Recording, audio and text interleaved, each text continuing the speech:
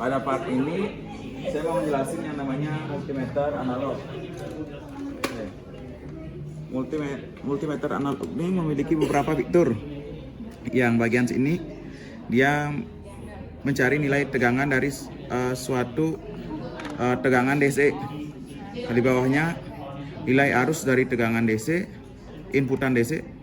Kalau bagian sini dia mencari nilai resistansi dari sebuah resistor. Bagian sini dia mencari tegangan dari arus AC. Nah, untuk bagaimana sistem kerjanya kita lanjut. Nah, adapun cara pengkalibrasian dari multimeter analog itu sendiri, kalian tinggal gabungkan dari dua ujung, nah, tinggal putar sampai kelihatan di angka 0. Begitu 0 berarti alat kalian berhasil dikalibrasi. Nah, dalam penerapannya kita lihat, misal kita ingin mencari menilai resistansi dari resistor, kita tinggal ambil, satukan kutub positif, negatif. Nah, ntar keluar.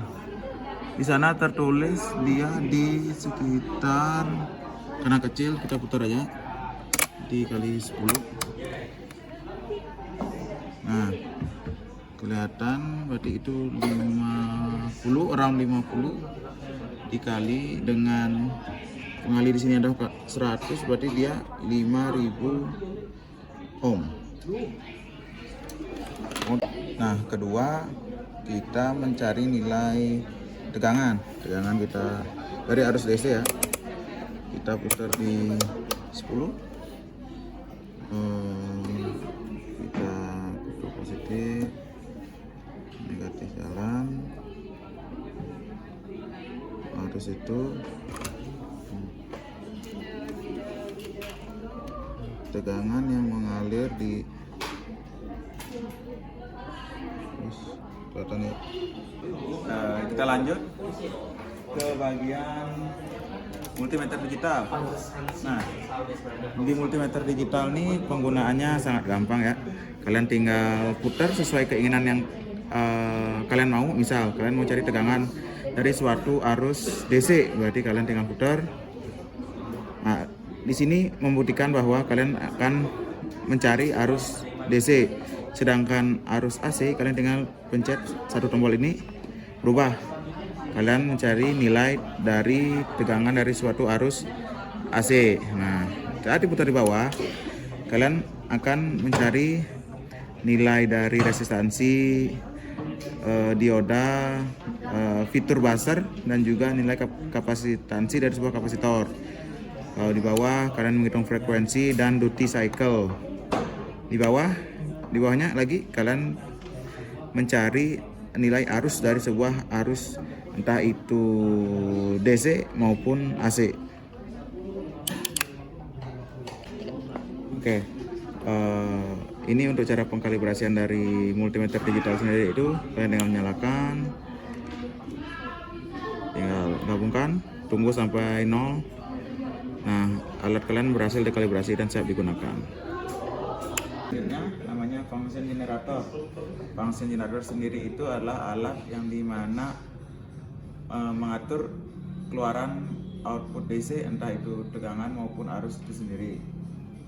Nah, di tampilan kita bisa menyalakan channel dari output yang kita inginkan. Misal di channel 1 udah nyala, channel 2 nyala, channel 3 nyala. Nah, ada shortcut untuk menghidupkan mematikan semuanya. Tinggal pencet all, lalu pencet OK. Semua akan menyala. Termasuk juga untuk menonaktifkannya. Nah,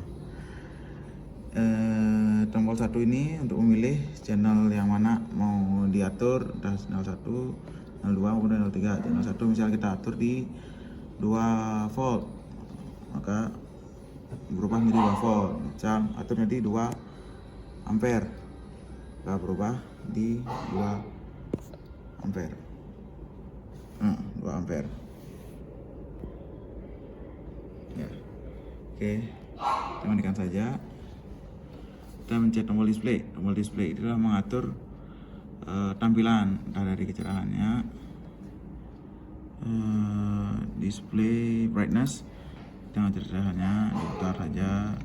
Display mode-nya entah dari untuk klasik, normal, waveform, dial, dan masih banyak lagi. Lanjut ke tombol store. Store itu adalah storage, penyimpanan dari function generator sendiri. Lanjut ke utility. Utility adalah mengatur tampilan dari si function generator sendiri. Ada banyak, entah bahasanya bahasa Inggris, bahasa Mandarin. Nah, kembali. Nah, itu untuk utility. Tombol ini adalah mengatur dari banyak, entah recorder, analyzer. Lanjut ke tombol timer, mengatur beberapa hal, tapi perlu dinyalakan terlebih dahulu. Help adalah tombol yang menjelaskan fungsi. Misalnya kita mencet help untuk utility, akan menjelaskan utility itu buat apa. Oke, kita lanjut ke tombol ini. Nah, tombol ini adalah tombol pemilihan dari apa yang tertampil di atasnya. Misal kita mencet voltage, dia akan mengatur nilai tegangan. Misal di current, dia akan mengatur nilai arus. OVP sendiri itu adalah over voltage protection, yang dimana memproteksi dari kelebihan tegangan. Ini OCP untuk over current protection, ya current arus itu sendiri. Di atas ada tulisan OTP, over temperature protection, untuk memproteksi dari temperatur si function generator sendiri. Track off itu untuk mensinkronisasi channel 1 dan channel 2. Channel 1 dan channel 2. Kenapa hanya channel 1 dan channel 2? Karena channel 1 dan channel 2 memiliki nilai output yang sama di 30 volt dan 3 ampere. Sedangkan channel 3 dia maksimal di 5 volt dan 3 ampere. Lanjut tombol back, ya sesuai bunyinya untuk kembali. Oke, untuk mengiyakan. Sedangkan port bagian sini adalah port untuk outputan. Ini port untuk channel 1, port untuk channel 2, dan port untuk channel 3. Ini adalah port ground. Sedangkan last, tombol preset adalah tombol untuk mengembalikan ke fungsi awal yang preset. Oke, maka akan kembali ke 000. Oke. Sekian untuk function generator. Next. Oke, lanjut. Alat selanjutnya ini ada namanya function generator. Nah, function generator sendiri adalah alat yang dimana fungsinya mengatur arus sinusoidal dari ke rangkaian yang ingin kita gunakan. Nah, lanjut, ini ada tombol home, tombol menu. Nah, tombol menu sendiri adalah mengatur tipe outputan yang keluar, entah dari arus sinusoidal, square, rem atau sinyal segitiga, dan masih banyak lagi. Ada juga modul, sweep, burst, advance. Ini banyak lah. Kembali ke home. Nah, di tombol preset itu adalah tombol yang mengatur tampilan sesuai dengan pengguna yang menggunakan function generator sendiri. Lanjut ke tombol lock. Tombol lock adalah berguna sebagai tombol mengunci dari tampilan yang sudah ditampilkan. Cek lagi untuk mengunlock sistemnya. Oke, home lagi. Kita ke tombol trigger. Tombol trigger sendiri adalah tombol khusus buat menghasilkan output di bagian sini yang nantinya tersambung langsung ke osiloskop. Nah, tombol utility sendiri adalah tombol kustomisasi dari sistem yang ada di osiloskop itu sendiri. Ada banyak juga, ada sistem info, seri apanya, option, pemilihan, ini reset, entah kecerahannya berapa. Ada juga tombol print yang nantinya dihubungkan di belakang. Oke, lanjut ke store. Store sendiri adalah tombol yang menampilkan penyimpanan dari si function generator yang nantinya perlu dikonekkan lagi ke USB. Nah, tombol help atau lokal ini berhubungan dengan bagaimana kita mengetahui fungsi dari tombol-tombol. Misal habis kita mencet help, kita mencet home, nah dia akan keluar penggunaan home itu sendiri. Oke, kita lanjut ke fungsi align. Align adalah fungsi yang dimana mensinkronisasi antara function generator ke oscilloscope. Ini tombol output adalah tombol yang buktinya nyala, untuk menyalakan si outputan itu sendiri. Nah, nanti disambungkan ke kabel probe.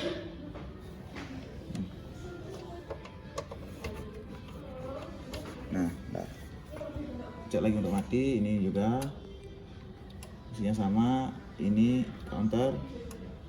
Nah, juga perlu banyak penyesuaian untuk bisa menaktifkan ini. Cek lagi untuk menonaktifkan. Udah, demikian untuk fungsi generator. Makasih.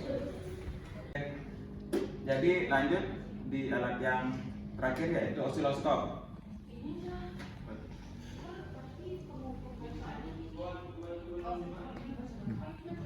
Nah, di oscilloscope sendiri ada berbagai fitur, yaitu mengatur variabel, ini mengatur tinggi rendahnya. Ini juga di channel mengatur tinggi rendah, tapi untuk channel 2 kita nyalakan dulu. Mengatur tinggi rendahnya, ini mengatur pergeseran kanan kiri. Ini untuk acquire, tombol banyaklah fungsinya. Ini tombol display yang ngatur tampilan. Kita pencet lanjut, cross, ada perubahan. Tombol utility, ya utility. Ini auto set untuk auto set processing. Memastikan, nah ini tinggal disesuaikan saja sampai di titik 0,0. Ntar 0,0. Ini juga di 0,0.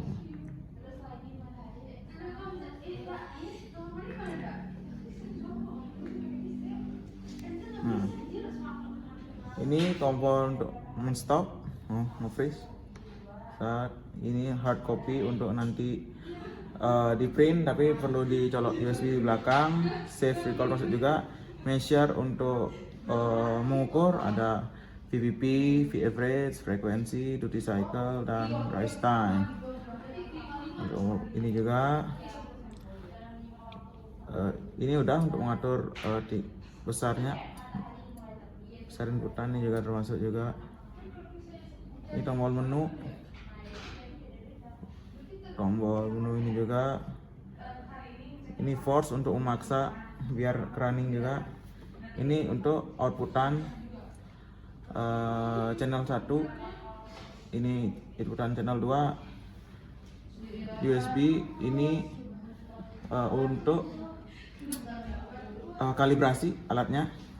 Ini biasa on off dari alatnya. Sekian video dari saya mengenai alat-alat. Saya Gede Heri Putra dengan nomor CAS 2514. Ucapkan terima kasih.